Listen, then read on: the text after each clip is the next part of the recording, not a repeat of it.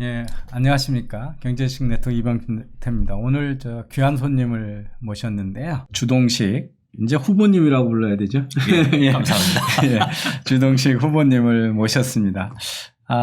이 보수 야당의 대표로 호남에 출사표를 던진 신인 정치인이고요.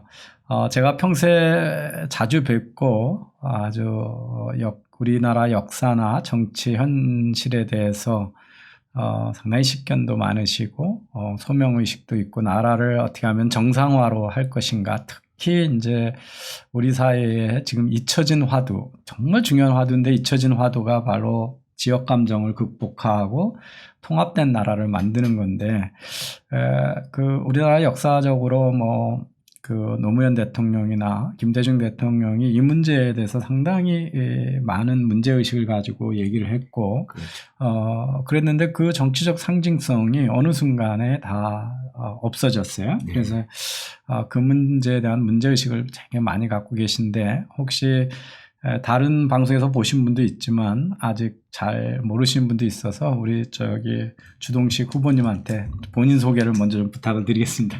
이게 발언을 기회를 주셔서 감사드립니다. 이제 저는 이제 현재 이번에 21대 총선 광주 서구갑에 미래통합당 후보로 이제 좀 공천을 받아서 출마를 하게 되었습니다. 그 전에는 지역평등 시민연대란 단체의 대표로서 우리 사회 교수님 방금 말씀하신 것처럼 굉장히 오래된 문제고 심각한 문제인데도 사람들이 잘 발언하지 않는 호남 문제, 지역 문제에 대해서 좀 담론의 시민권 같은 걸 주장하는 이 문제가 논의할 필요가 있다 하는 것을 좀 역설하는 활동을 해왔고요. 호남을 옹호하는 입장에서 많이 발언을 해왔습니다. 근데 이제 이 문제를 가지고 고민을 하다 보니까 호남도 같이 변하지 않으면 이 문제가 해결이 되지 않겠다 하는 고민을 하게 됐고, 이 대한민국 차원에서 호남의 변화가 반드시 필요하다 하는 이제 문제의식을 갖게 됐습니다. 그 문제의식의 일환으로 제가 이제 왜 출마를 결심하고 나니까 다른 분들이 많이 말씀하시더라고요. 왜 하필이면 미래통합당이냐, 무소속으로 나오든지 아니면 다른 정당도 있지 않느냐, 굳이 왜 가장 그렇게 미움을 받고 정당성도 없다고 제가 생각하시더라고요. 정당성도 없는 미래통합당 후보로 나와야 되느냐, 굉장히 반발을 많이 하시고 지금도 연락이 좀 오시는 분들이 있습니다. 방금도 어떤 문자 메시지를 받았는데, 근데 이제 저는 호남을 위해서도 그렇고 대한민국을 위해서도 그렇고 호남이 민주화의 가치와 함께 건국과 산업화의 가치도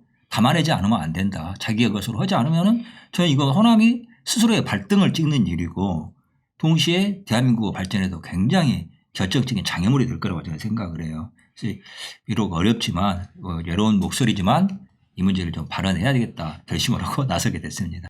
예, 저는 이제 고향이 충청북도잖아요. 예. 그래서 영호남 갈등으로부터 비교적 자유로운 사람이라고 생각을 하는데, 그럴 때마다 제가 제 친구들도 이제 광주에서 공부하고 그랬던 친구들 얘기해 보면 이 문제를 얘기하면 늘 이제 피해자라고 하는 입장을 내세우세요. 그래서 이 문제가 해결되려면 가해자가 먼저 사죄를 해야 된다. 제가 이제 호남 사람 중에도 보수적인 사람이 있고 진보적인 사람이 있을 수 있는데 어떻게 거기는 다 항상 진보 정당한테만 몰표를 주냐. 그러면서 어떻게 문제가 해결될 거라고 믿냐면 항상 이제 피해자 입장이라고 하는 입장을 먼저 내세우거든요.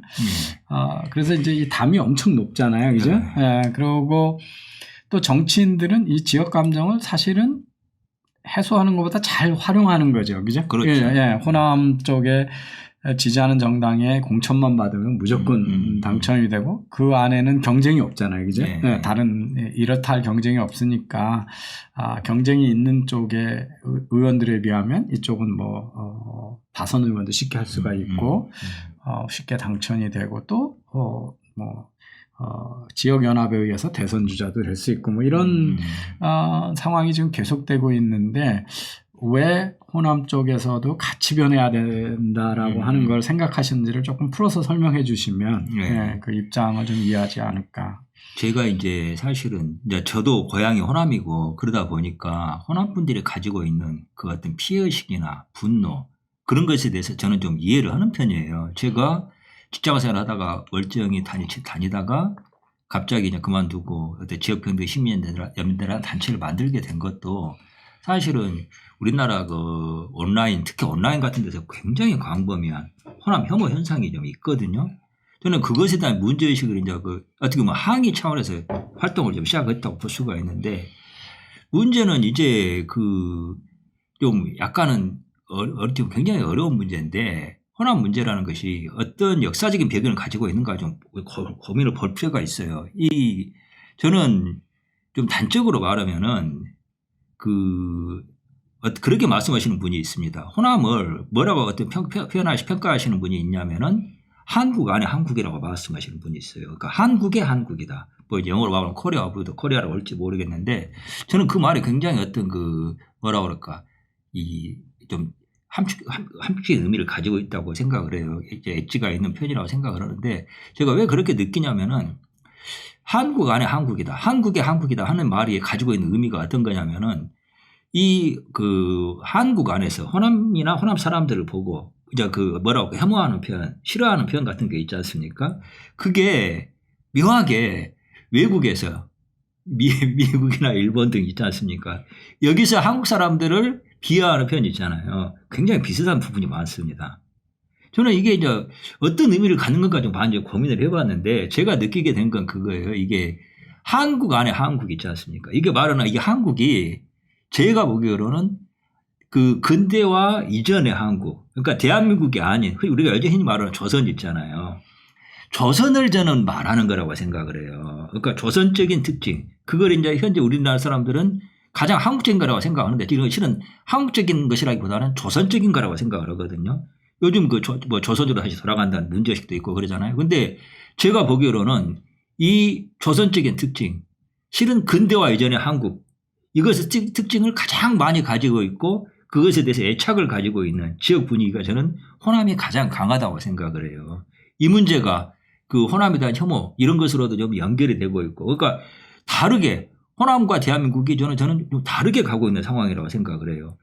굉장히 그리고 예전에는 이 호남이 소위 말해서 어떤 게 좀 마이너였지 않습니까? 소수고 그렇기 때문에 호남과 대한민국이 다르게 간다고 해서 사회적인 문제는 있었지만 그렇게 치명적인 문제는 아니었다고 생각을 하거든요. 근데 지금은 문제가 약간 좀 달라졌어요. 말 그대로 지금은 이 호남이 이 마이너라고 소수라고 보기 어려운 측면이 생겼거든요. 그래가지고 어떻게 보면 가령 이제 서울시 시내 구청장 같은 경우는 뭐 90%인가 그러니까 호남 출신이라고 말을 그러지 않습니까? 근데 이렇게 주류가 됐단 말이에요. 그런데도 여전히 옛날에 과거의 피해의식이 있지 않습니까? 그건 가지고 있고 동시에 호남이 가지고 왔던 저는 호남이 좀 정치적인 승리를 거뒀다고 보는데 정치적 승리를 통해서 호남이 그동안 유지해왔던 조선적인 특징, 근대화 이전의 한국의 모습이 있지 않습니까? 그걸 정당화하는 지금 이게 장치가 마련이 됐다고 생각을 해요. 그리고 이걸 문재인 정권이 정치적으로 정당화를 해주고 있고 그래서 상황이 굉장히 좀 저는 심각한 상황이라고 봅니다. 지금. 저도 어렸을 때 호남에 대한 차별 이런 거 심각한 모습을 많이 봤거든요. 예. 제가 하숙집에 있는데 호남 출신 학생이라고 하숙생 안 받아주고 막 이러더라고요. 그런 게 하숙집 주인이. 예. 그래서 그러고 이제 저희 시골 같은 데 보면 군대 갔다 온 형들이 뭐 이렇게 보면 뭐 호남 사람은 어떻고 이런 그런 지역 차별적인 얘기들 많이 하잖아요. 그래서 되게 어떤 집단을 이렇게 스테레오타입해서 얘기하는 건 위험한 일이고 되게 어려운 일인데 저는 이제 그 당시에 저렇게 차별받고 힘들면 호남 정권이 한번 대구 정권 교체돼서 한풀이를 해주는 것도 괜찮을 거다. 그런 그냥 아주 나이브한 생각을 했었어요. 근데 이제 김대중 대통령이 성공을 했잖아요. 예.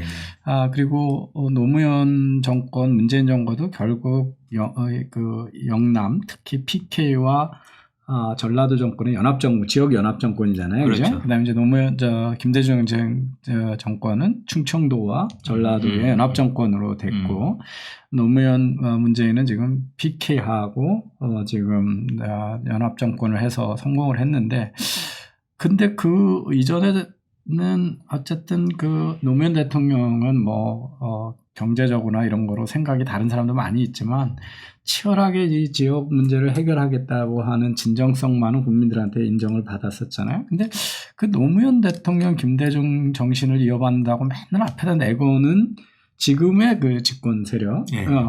거기에는 이 지역 정서를 활용해서 지역 정당 만드는 게 뭐가 문제냐라는 정도로 뻔뻔해졌거든요. 그리고 그거를 해결하려고 하는 어떤 그 정치적 자산이나 상징적인 노력을 표현하고 있지 않잖아요. 그죠? 어떻게 해서 그게 다 유실돼 버렸는지. 호남이 가지고 있는 아까 그 분노, 그 소외 의식 이런 걸 저는 우파가 뭐 우리가 다들 이제 인정할 수밖에 없는 부분이지만 우파가 저는 대한민국 주류의 위치에서 밀려났다고 봐요. 완전히 마이너가 됐다고 저는 생각을 합니다. 근데 그 우파가 마이너의 위치로 떨어지게 된, 그러니까 이게 주류의 위치에서 떨어지게 된 가장 결정적인 이유가 호남 문제 해결을 잘 못한 거라고 생각을 해요. 제가 자주 하는 이야기입니다만은 이 우파들이 호남 문제를 대하는 게 정정당당한 비판을 우파가 거의 해본 적이 없어요. 호남 문제에 대해서. 항상 컴플렉스가 있어요. 예, 일정한 컴플렉스가 있는데 이제 제가 보기에는 그게 이런 5.18의 피 또는 87년 체제의 그 어떤 정책 회의의 결과라고 보기는 하는데 그럼에도 불구하고 우파가 호남에 대해서 당당하게 우파의 가치를 가지고 자신감을 가지고 호남 이렇게 하면 안 된다. 바꿔라. 이야기를 한 적이 없어요. 그러니까 어떻게 됐냐면은 특히 우파 엘리트나 리더나 지식인들이 그런 이야기를 하시지 않으니까 누가 우파의 호남 발언을 대신했냐면 일베 같은 데들이 우파가 호남에 하는 발언을 있지 않습니까? 대변하게 돼버린 겁니다. 거친 언어. 예, 굉장히 그러니까 저는 그 보면은 유시민에 대해서 옳은 말을 싸가지 없게 한다고 그런 말 하는데 저는 유시민은 틀린 말을 싸가지 없게 하는 사람이고 예. 사실은 일베가 호남 문제에 관해서 뭐 다 옳았다는 이야기는 아니지만 나름대로 일베가 왜 그런 말을 하는지 제가 좀 이해가 되게 됐어요. 그게 뭐냐면 그 무임승차에 대한 분노가 있습니다. 일베가. 일베의 발언, 혐오 발언이라는 게. 근데 결국 아무리 옳은 이야기라 해도 그 메시지가 메신저가 옳지 않으면 그 정당화될 수 없잖아요. 근데 그것을 이 우파가 호남에 대한 발언을 방치하고 또 사실 이용도 했어요. 우파가 그동안 사수일 경우는 호남 고립 전략, 소외 전략만 써버리면 쉽게 말 그대로 땅 짚고 훔치기로 권력을 만들 수 있었거든요. 그러니까 그걸 악용한 거예요. 그러니까 제가 그런 이야기 자주 했는데 재미난 꼴에 법 나온다. 우파가 이 호남 소외, 호남 고립으로 쉽게 정권을 잡고다 보니까 어떤 결과가 됐냐면 처음에는 굉장히 위력적이었죠. 손쉽게 가장 비용효율적으로 여기 정권을 만들 수 있었는데 이게 어떤 게 돼버리냐면 좌파가 호남하고 손을 잡게 되니까 이게 오히려 이제 덫이 돼버린 거예요. 그리고 좌파는 그 성격이 뭐 대한민국 생각하는 사람들이 아니지 않습니까? 그러니까 호남의 그 한과 분노 이런 소외의식 이런 걸 가장 악용을 하는. 그래가지고 저는 일단은 80년에 그 5.18만 하더라도 지금은 완전 뭐 좌파가 그걸 상징을 독점을 하고 있으니까 문제가 뭐 이렇게 오해를 많은데 분명히 80년 5.18 당시에도 시민들이 태극기 들고 싸웠고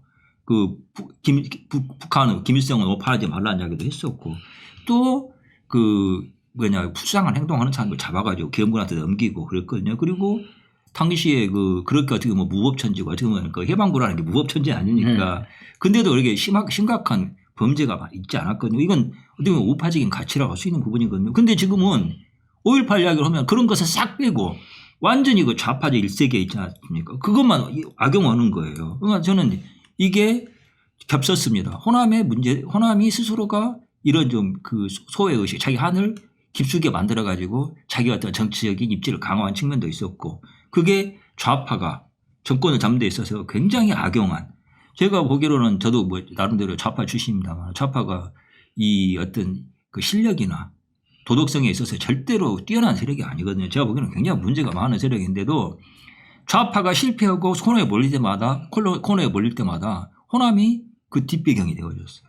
그러니까 최후의 저지선, 그 흔히 말하는 병참기지가 되어주고 그 어떤 그 숙주가 되어주는 거죠. 그러니까 이게 저는 김대중 노무현 대통령만 해도 역대 우리나라 정권 대통령이 다 그랬다고 봅니다.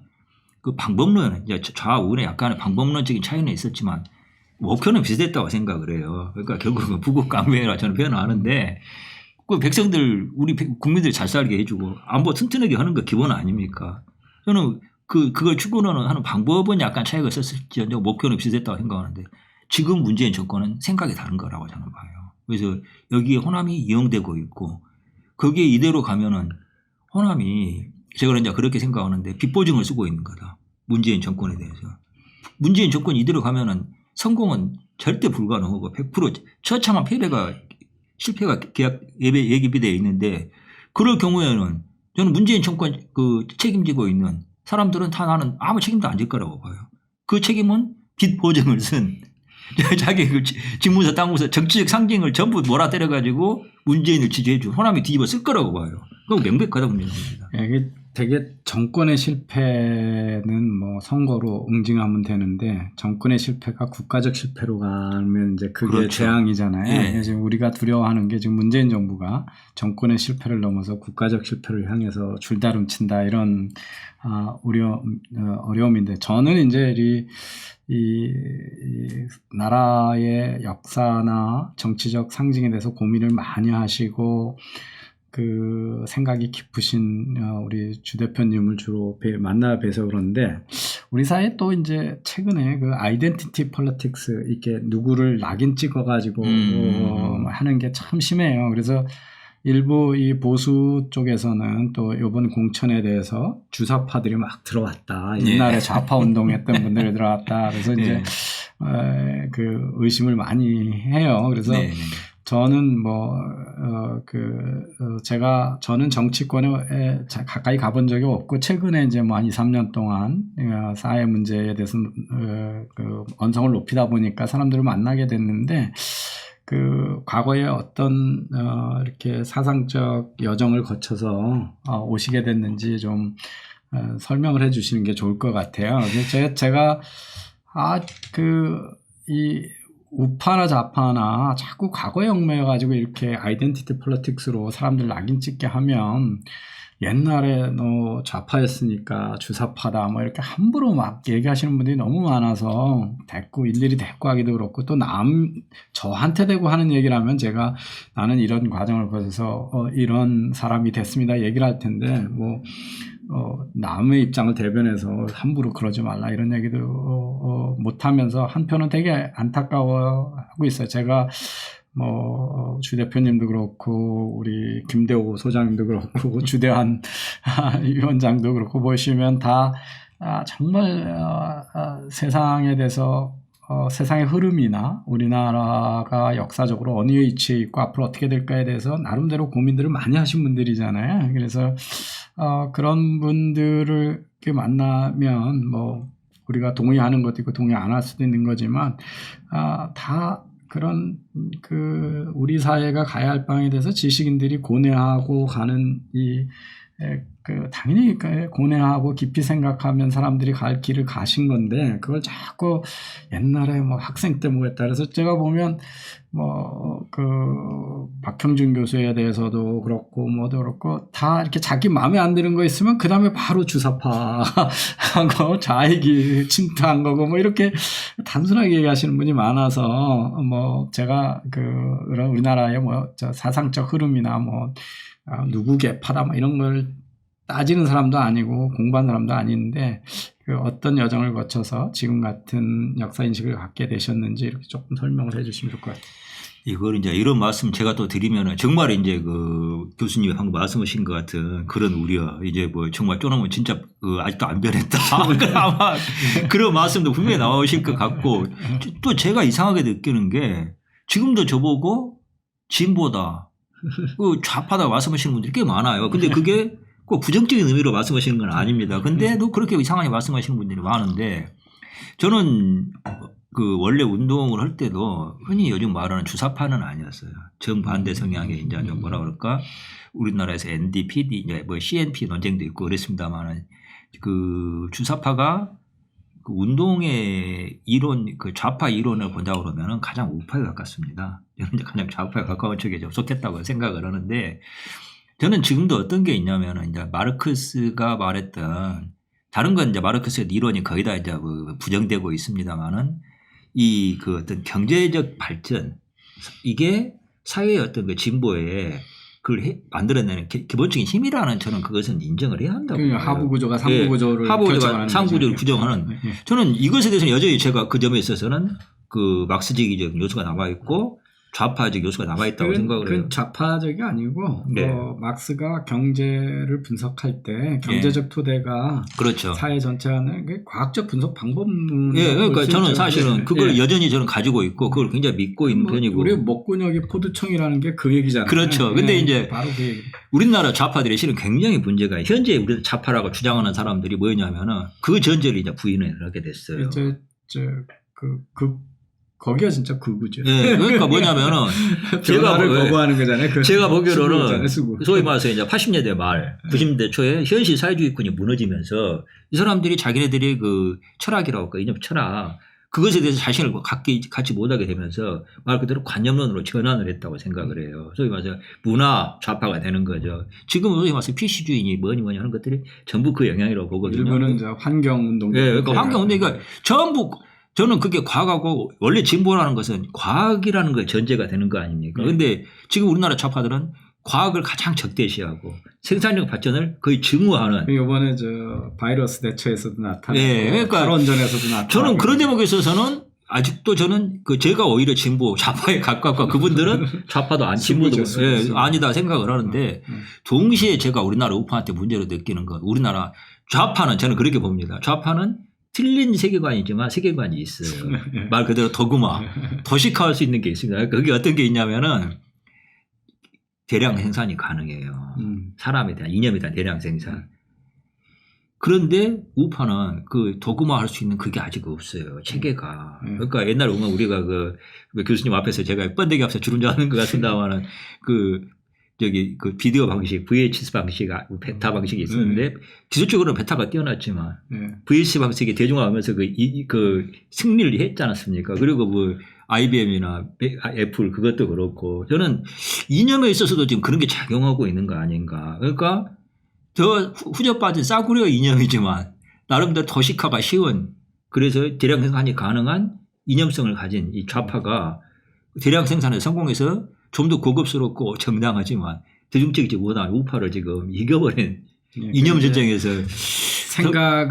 생각이 진화하는 단위를 우리가 이제 유전자처럼 밈이라고 그러잖아요. 그러니까 밈이 그 감정적인 밈을 만들어 가지고 그러면 요새 바이러스처럼 퍼지고 그러면서 문화를 지배하고 이런 거에서 이제 좌파가 성공했다 이렇게 보시면 되는 거죠. 근데 이제 우리 주동식 후보님이 이 생각이 많으시고 공부를 많이 하셔가지고 제가 들어보면 되게 옳은 말씀인데 일반 유권자한테 되게 어려워요. 어려운데 그럼에도 불구하고 이 정말 척박한 호남에 가셔가지고 대중들한테 호남이 왜 깨어나야 되고 우리 주동식 후보님을 국회로 왜 보내야 되는지를 이렇게 쉽게 설명하면 뭐라고 설명을 하실 것 같습니까? 저는 쉽게 설명한다고 어찌 사실은 굉장히 어려운 문제이기는 합니다. 근데 저는 간단히 말해서 그렇게 이야기를 하려고 합니다.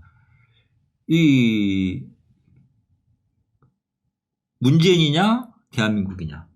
저는 이제 이거 지금 명함을 만들고 있는데 늦어서 명함 만들고 있습니다만 그게 제 이제 슬로건입니다. 아 좋은 구호인 것 같아요. 왜 문재인이냐 대한민국이냐. 저는 호남도 이거 선택에서 벗어날 수 없다고 생각해요. 선택해야 한다 말하는 거고 그 다음에 호남이 변해야 대한민국이 살아난다. 저는 이것은 비유가 아니라 명확한 사실이라고 생각을 해요. 이거 호남 분들 제가 이번에 호남 내려가는 건 전라도 말로 정말 듣기 싫은 소리 허벌나게 많이 해버리려고 내려가는 겁니다 지금. 정말 이 호남 사람들 다 짱돌 맞을 각오로 오고 내 고향 분들 생각하는 마음에서 듣기 싫은 소리지만 들어야 돼요 하는 이야기 하려고 내려가는 거고 호남이 변하지 않으면 대한민국이 망한다. 호남이 변해야 대한민국이 살아난다. 그건 저는 명백한 사실이라고 보거든요. 그리고 호남과 대한민국이 함께 가는 미래 저는 이걸 이제 이야기를 하려고 그러면 어렵겠지만 저는 이야기를 할 수밖에 없다고 보고 동시에 이제 호남이 원래가 김대중 대통령만 해도 그냥 우리나라 우파들은 정말 그냥 끔찍하게 싫어하지만 굉장히 우파적인 가치관도 정치적 같은 거 나름대로 가지고 있는 분이에요. 우리가 우파의 어떤 것 중에 하나가 일본에 대한 태도도 그런 거 있지 않습니까? 좌파가 일본을 완전히 자기네들 어떤 것을 악용을 많이 하는데 친일 일본 문제를 그 박정희 대통령이 한일 국회 정상화 할 때 야, 그때 뭐 전국적으로 난리가 났지만 김대중 대통령이 거의 혼자서 야당에서는 정치인으로 유일하게 찬성을 했거든요. 그 중간에 또 집권하시고 나서 네. 이분하고 관계가 제일 좋았을 때가 실은 저하고 협약도 했잖아요. 그래서 네. 제가 그 한일 갈등이 있을 때 그 네. 김대중 대통령 같은 협약에 대해서 자세히 설명도 이 방송에서 드리고 그랬거든요. 그래서 왜 문재인 대통령은 그 노무현 김대중 정권을 승계한다고 그러면서 그러니까요. 일본에 대해서는 그 반대로 가느냐 그러면서 이제 질타를 했는데 요번에 그 호남의 미래통합당이 후보를 두 분밖에 못 내신 건가요? 지금 지역구 후보를? 현재로서는 지금 그런 것 같고요. 제가 지금 아직까지는 시간이 남아 있으니까 더 이제 좀 되실 수 있도록 저도 나름대로 알아보고 있고 그러는데 이게 큰 기대는 하기 어려울 것 같아요. 근데 이제 제가 이번에 그 미래통합당 거기 계신 분들하고 좀 이야기하면서도 그런 이야기를 했습니다. 뭐 후보를 많이 보내야 된다는 말씀도 하시더라고요. 근데 지금 같은 상황에서 후보를 많이 보내는 게 능사인가? 저는 그건 아니라고 말씀을 드렸어요. 가령 이제 좀 단적으로 말해서 그 영남이나 TK나 이런 데서 공천 탈락한 분들을 호남에도 많이 보내는 게 과연 옳은 방법인가? 저는 그건 아니라는 생각이 들었거든요. 그래서 그런 말씀을 드렸습니다.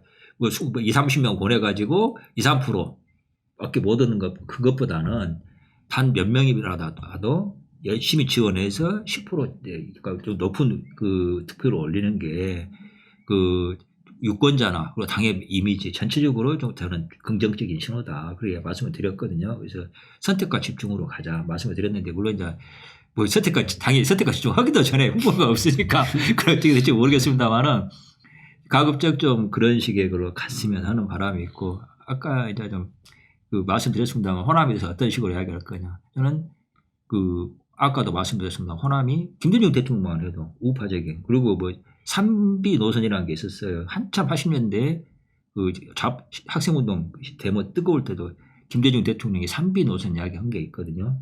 비폭력, 폭력은 안 된다. 비반미, 반미 하면 안 된다. 비용공, 용공은 안 된다 하는 이야기를 했던 부분이 있는데 자 그건 그분이 그 노예한 정치인으로서 그냥 꼼수를 쓴 거라고 말 수도 있지만 어쨌든 그런 걸 내세우는 것 자체가 우파적인 가치로 살릴 수 있다고 보거든요. 그런데 호남은 완전히 그 친노 좌파. 저는 지금 현재 문재인 정권은 호남과 좌파의 결합의 결과라고 봐요. 완전히 호남이 좌파에 의해서 악용이 되고 있는. 물론 그러면서 호남도 챙긴 건 챙기겠지만 이게 그 호남이 건국과 산업화라는 우파의 가치는 스스로 팽개쳐버리고 좌파의 가치만 가져감으로써 굉장히 스스로 발등을 찍고 있다. 이거 굉장히 위험하고 호남의 미래를 위해서도 좋지 않고 대한민국의 발전을 위해서도 이건 치명적인 문제다. 그 이야기를 좀 저는 할 수밖에 없다고 봅니다.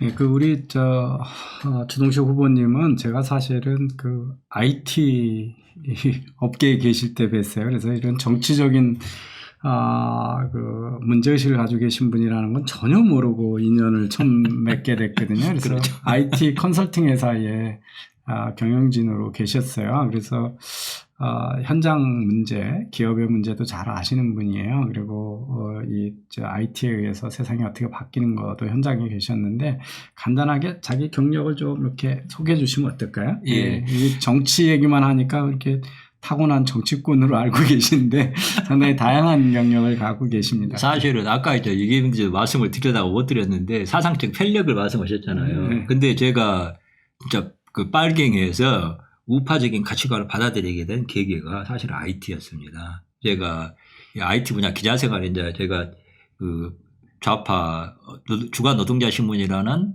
그 좌파 신문을 그 편집장까지 하다가 그만두고 완전히 이제 그 IT 분야로 왔는데 그러면서 생각이 많이 바뀌게 된 게 IT가 교수님 너무 잘 아시겠지만 주로 기업 쪽에서 많이 그 경영 쪽에서 많이 IT가 쓰이잖아요. 그러다 보니까 경영 쪽 이야기를 제가 좀 나름대로 조금씩이라도 듣게 되고 알게 되더라고요. 그러면서 내가 그 과거의 운동권 시절에 노조 중심의 사고방식을 했던 게 얼마나 좀 시야가 좁았나. 그리고 그 원래 좌파가 말했던 생산력의 발전이라는 것이 얼마나 그 중요한 의미를 갖는가 하는 걸 저는 IT에서 많이 배웠어요. 그래서 IT 제가 정말 그 어떤 기술적이나 이런 부분에서는 그 잘 모르고 그러는 사람인데 IT를 선택했고 했던 게 저로서는 굉장히 그 제 인생에는 저는 잘한 선택이었다 그렇게 생각을 합니다.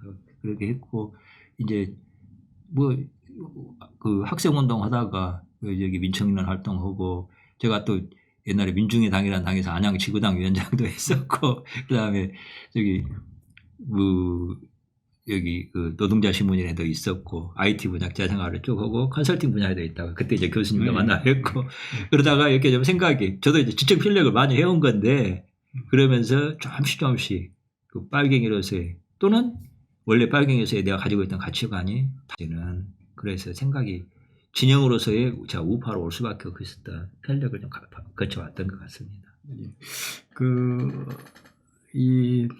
정말 이제 중요한 선거를 앞에 있는데 요즘 바이러스 때문에 선거운동도 못 하시고 또 예. 여기저기서 저기 보니까 역시 신인들은 참 진입하기 힘든 우리나라 구조잖아요. 그렇죠. 그래서 페넷마켓 최대현 앵커도 그 경선에서 지셨더라고요. 아, 그랬습니까? 예, 몰랐는데. 왜냐하면 한 20일 가서 지역구 알리고 나서 그 동네에서 10년, 20년 정치하신 분들하고 지명도에서 안 되잖아요. 비교가 될 수가 없죠. 없고, 외국처럼 아무 때나 자기가 무슨 정치하고 싶으면 이렇게 정치 자금도 받고 타운홀 미팅도 하고 정치를 할 수 있는 것도 아니고 선거 기간에 예비 후보 등록돼야 잠깐 명함 돌릴 수 있고 그런 사회에서는 신인이 등장하기가 정말 어렵잖아요. 근데 정말 어려운 결심을 하셨고 저는 이제 김대중 노무현 대통령이 지역 문제를 중요한 화두로 삼아서 그 면에서는 진정성을 인정받았기 때문에 대통령이 되는데 정치적 자산이 됐는데 그 다음 정부의 그 좌파들이 그걸 지금 다 엎어버려고 그런 진정성 있는 국가 통합의 노력을 안 하고 있는 와중에 우파 쪽에서 이 지역 문제를 그것도 호남에 계신 분이 해야 그 말이 먹히잖아요. 그러니까 그 호남 밖에서 있는 분이 해봐야 이제 저쪽에서 아까도 말씀드렸지만 가해자들이 하는 얘기가 되고 그래서 정말 귀한 말씀이 화두로 이제 시작된다 이런 생각을 하고 있습니다. 그래서 국회의원이 된다는 게 참 어려운 일이고 지역 감정의 벽을 넘는다는 게 쉬운 일이 아닐 텐데 서로 그걸 못 넘어도 저는 역사적으로 정말 의미 있는 일을 지금 시작을 하시고 감사합니다. 예, 그래서 어떻게 저희 시청자들이 진정성을 인정하고 지지로 보낼 수 있는지 좀 여기서 한 말씀 부탁의 말씀을 해주시고요. 예. 제가 이제 다들 짐작하시고 아시겠지만은 조직도 돈도 다 부족합니다. 그리고 여러 가지 조건에서 현재로서는 이제 유튜브 쪽으로 주로 이제 선거운동을 할 수밖에 없고 이제 그 준비를 하고 있고 또 하나 이제 공중정만 할 수는 없으니까 지상전을 하는데 의존할 수밖에 없는 게 제가 이제 이번에 지역에 내려가 봤습니다만은 당 조직이 그렇게 활성화된 상편도 아니고 좀 기대하는 건 이 방송을 보시는 분들이 좀 관심이 있으시다면은 제가 하는 것에 대해서 동의가 되신다 그러면은 주변에 연주를 좀 동원하셔가지고 호남 분들에게 소개를 좀 해주시면 좋겠어요.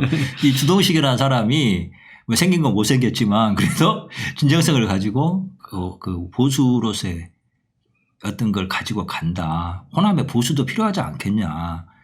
이런 말씀을 좀 전해 주시고 광주 안에서 좀 이야기가 전달될 수 있도록 그리고 광주 서구갑입니다. 서구갑에 있는 유권자들에게 또 좀 전달이 될 수 있도록 좀 그냥 구경만 하시지 말고 전화 한 통 좀 해주시고 문자 한번 보내주시고 이야기라도 한번 좀 해주시면은 정말 큰 힘이 될 것 같습니다. 옛날에 이정현 의원이 아주 낮은 자세로 임해가지고 예. 성공을 했었잖아요. 오래 예. 시도를 하셔가지고 그래서 공중전, 지상전 다 잘하셔가지고 그렇죠. 좋은 결과 있으시길 바라고요.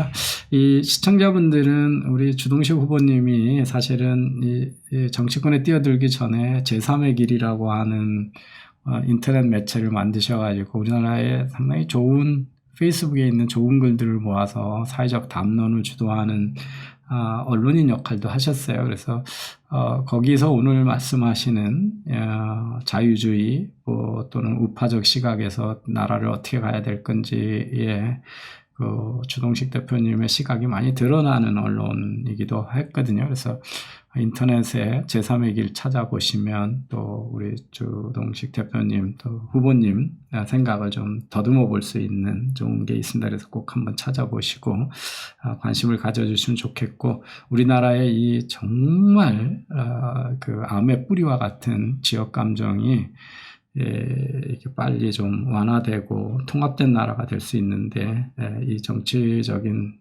그야말로 벽을 향해서 돌진하는, 계란이 벽을 향해서 돌진하는 이 무모함 같은 진정성 있는 노력에 박수를 쳐주시면 고맙겠습니다. 네, 여기까지 하겠습니다. 고맙습니다. 교수님 감사합니다. 예.